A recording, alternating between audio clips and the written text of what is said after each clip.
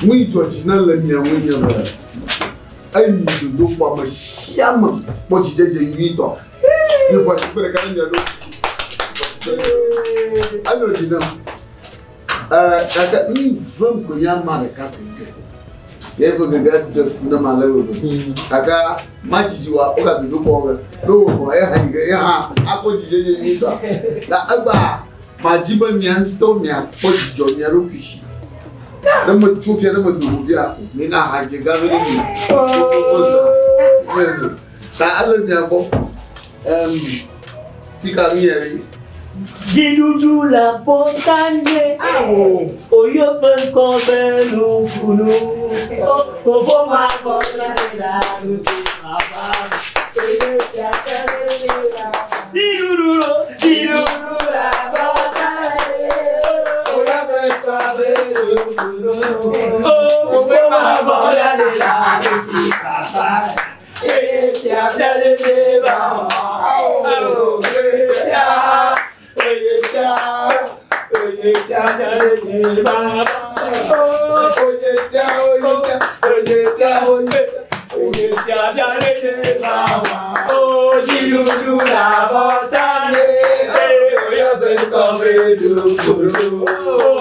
ma ko la baba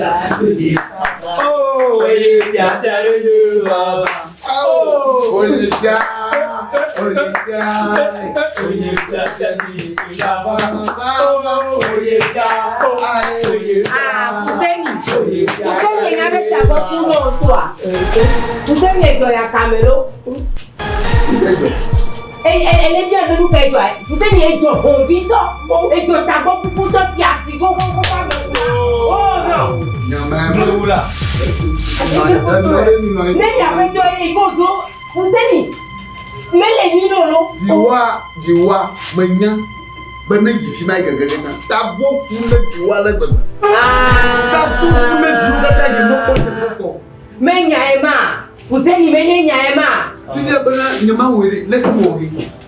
Lekomogi. Elle me ben na we alo we blame. Hotel goti anya kida madam. No re mi mai. Baba na. Ko na de. O dîner fanola. Ou après toi de t'attirer là. Avec vous là la jojo avec toi avec voilà. Comment va nous y tout le temps? Mais à te faire. Je veux pas m'avoir du. Ah bon mais. Cho. Ah non, ni Ba ko mo re. Ko na de. Et y a une raison de gbe à vie avec ta bobu. Mau manya we ya na bai ai do kwa ko jije ya. Ni a te faire. Mau manya. Ike e to ajo nko e gala ti e bo be ya wo ni wa du ti le do kwa. Ni ike le ja me gbe ya. No, na bebe wi ma sia mbasia. Wi ma wa ma we. Amega won ike be te ti ya ko ya tu fe na wa de. Yo, bono wezo. Yo. Suswita mo yo do kan we nya ba. Amu do ko yiga. Aya mu do ko yiga. Vi odo la no fia apof. Obova on to kweda, majiji agba. Ejiji agba. Tamaji o makpo. Na anu da jia. Na makoviwa. Adamu duma. Ama agloma. Mako damu duma. Ko ye ha ya. O do para juko ye ha ro do ma. Anya wa to peto. Sure. Ekeye manya o. Egombe le ti ade ko yo va do ami.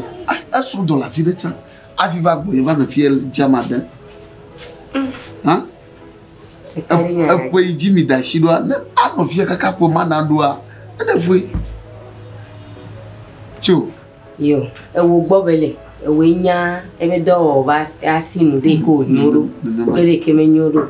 E wo ke ya gale bia be mia wele ke a. Kema kuhire kemele ne gbobe didudu agbe vane kwa kuhire kemele. Oh didudu avavaga alaba amabli boale ola manyai bo do now. Manyai bo susu. Oh do nyana nu ya. Kakana wonto jiba. Ne nomo yo yimfia dome a. Alaba nya kwamado. Adena no to. Achuchu da modoma. Passa sentoi. Abenu ka weto. Ganya e. Eganya. Nda kama galifia le free bachana na mori. Ne ma se me nwi dia. ega ko ga blanu na medo ablamu na mado megando amule fuma mieba habobo ngono la fuma ati habobo kata le mieba fungo mfia obo ngono ali ati habobo kata sotia kaka ide dia obo ngono la ni na mo po mo to kwa avo ele ma pe tanami ododo kwavo yo ko ndodo ko yina mieba habobo kwena fugonto definira avo yo la offri ako blore baja ezia apeto fuseni nye ko ka ke gbula meselo ka ke mbe ma bi o benari nu ka de fiabe e vinya la po di du ne su de to po o nyama gbodu jijia nyen to amalama mo yo ne kpora dudu po jikata nyen to amalama tano yin be dudu po afa kwa me gban la hoge mi yo nyeku me ko ba fito fine viwa kwa na yugo do kwa we ta avo nyama kpa sia yo fitia ende me kona mi de so e takari di la sinye be nya ke bulo ate wa va mo bobore ta ma nyare ki mo sia yo kemari ega akware kemele ntinye se keme va ino ele timonia o timoni pe mi o kata la shini fia oui mo ma gbo no ebe ega isangele fia e ga ba kutu kwa la faraka blaton sia alo faraka blaton yo e ame de fu e mari ma o ga ya do zirika o na ongi kwa ko na wele fia me ya do da wo do da nka me o pora de do po nya o bota ni yo jona fuma nyen to nya yo Eva mbona makbo oh ko to kwa la fa ve alo nyen to menya ape bla to e ke le di ari be na ko wa foti anya bo e ma kama da pe kaka ke gal be veria e ka ke do le bonia me ko hakko ko to bla to mo do ore hanwa vilo ko menyare ke mo e ga ya li egbe abo body bobo galashiwa e nana hia ko woni e jo ajina me ya mareka do le bonye kan susumu kata de nam do ko do via fu ma pe a me ya view na wa pepe na mu ya la ken ka ba taba magam e bura mawe aka me kana lo bonye fia anu mu dana ma yin nya ntoko ina ma do nya mare gbo na yibe mo de delia ba de fure afeto ama kwa menye nya mata yo va fiaro ama ni club wenye ono ne do mo za menye male bebide na atroyon ke to bubu ya de ba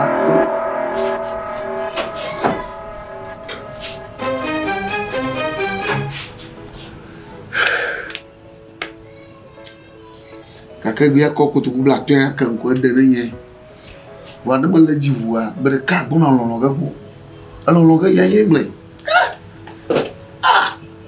de do kwa de mi bovo kan vi wa po jijejere ti ma ti mo fo fogele chakla e ba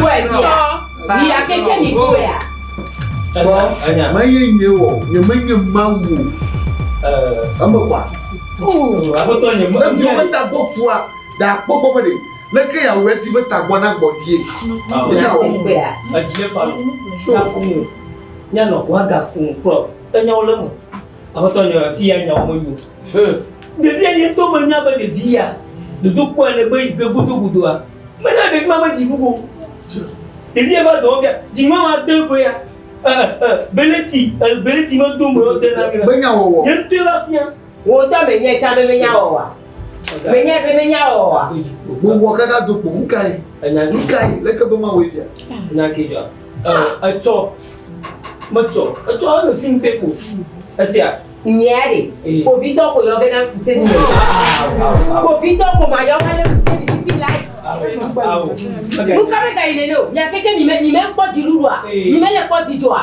Nya to nya na ina ganya hane ga pia. Fuzeni ya ka be ntu. Oh bojidi. Ajine fa. Akonari. Amama nya ma jonari. Uko na fiara bo. Se na bebe ke ga bolo le na. To filmo. Ko viwa po diduda. Na yo ko vitore ma. Ako diduda. Apeto ya enya ba gbe me nyo lo. Agbe mi ko me nyo lo lo enya. Awo nu bara ba ga lo gbo na. Ko mi so wa lo kokoko. Awo enya ni ga. Ntu ya. Akpalo fare ka blato ma ko la ti o. To viwe ma ga de no la. Chinola.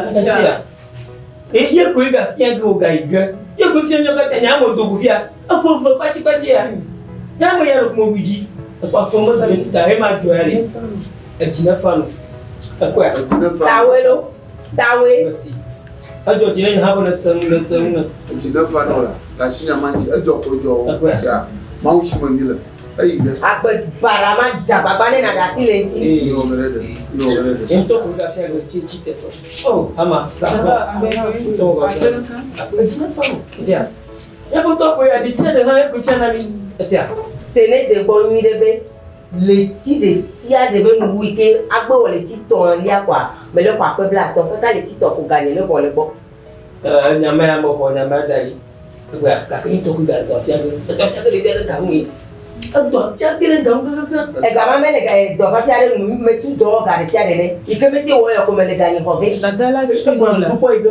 Aganzaga o jidu ga we. Ga mo wa ni me ga mo pe ga o do. Apa me ga do piu. Apa pile fadi na. Ga ma no se. Ga ma wo ni ga. Ewe mi jo. Ama na vai. Na vai sia. Ama jile fano we. Jile fano we. Na fano o to nyama. Ma mo nyama wa. Ya de to O we ma we. Like a morgue. Again, the good organ. The Bako Canabo, the I come on to have a high million go. I mean, what? Oh,